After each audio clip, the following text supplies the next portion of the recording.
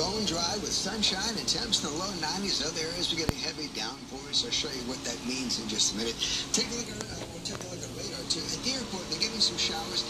It dropped the temperatures from the low 90s now to the upper 70s with some rain with a north wind there at 7. 77 down there right now. The barometer unsteady, 298 inches.